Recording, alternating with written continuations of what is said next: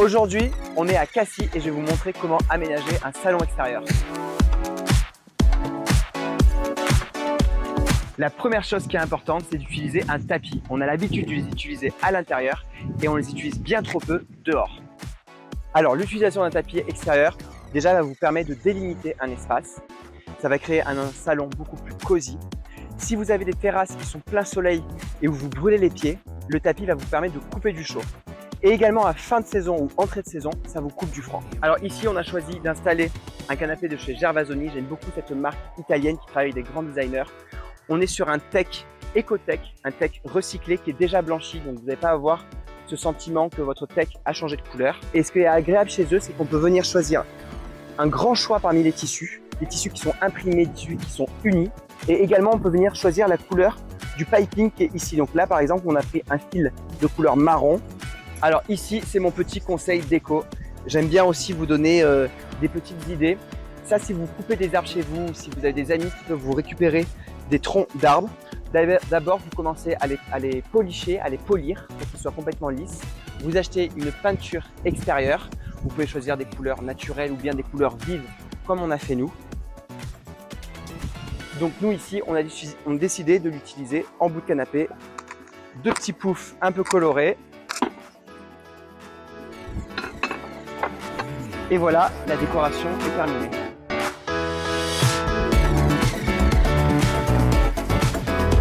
Je vous l'avais déjà présenté au Salon du Meuble de Milan.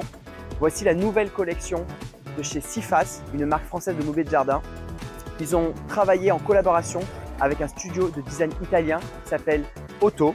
Ce qui est très intéressant avec ce fauteuil, qui existe en plusieurs dimensions d'ailleurs, c'est l'utilisation de ces fils-là. Et là, ils sont inspirés des barrières de sécurité que vous retrouvez sur les pistes de ski. Donc vous avez vraiment un espèce de confort et une résilience due à la technologie. Vous retrouvez donc avec un produit qui est vraiment hyper confortable. Ils ont également créé cette collection qui s'appelle Fringe, inspirée également du monde de la mode. On retrouve les franges sur par exemple des vestes. C'est une lampe qui est solaire, donc vous pouvez vraiment la balader à l'extérieur.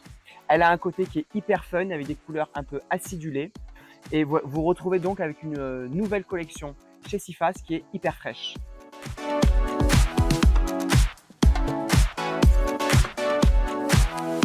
Aujourd'hui, en conseil d'entretien, je vais vous expliquer comment entretenir le plastique transparent de chez Cartel. Attention, idée reçue, on n'utilise pas de spray vitre, d'alcool ménager ou de vinaigre ménager. Si vous voulez faire partir une trace sur votre plastique Cartel, vous utilisez de l'eau écarlate. Au plastique, ça va également effacer les micro-rayures qui ont été faites et ça va évidemment nettoyer le produit. Si vous avez par exemple utilisé l'un des produits interdits, comme je vous ai dit, le vinaigre blanc, l'alcool ménager ou le spray vitre, qui est la première grosse erreur, le spray vitre. On assimile toujours le plastique transparent à du verre. Non, c'est du plastique, on n'utilise pas le spray vitre.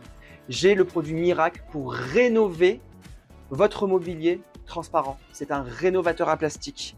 Moi, je viens du monde de la voile et c'est comme ça que j'ai découvert ce produit magique. Il est fait pour les yachts à la base. C'est comme un polish pour les voitures, sauf que c'est fait exprès pour le plastique. Et ici, vous venez polisher. Donc, vous venez de façon circulaire tourner sur le plastique transparent. C'est normal, ça va un peu opacifier au début. Et là, vous avez redonné la brillance à votre plastique. Ça y est, vous pouvez vous voir à travers.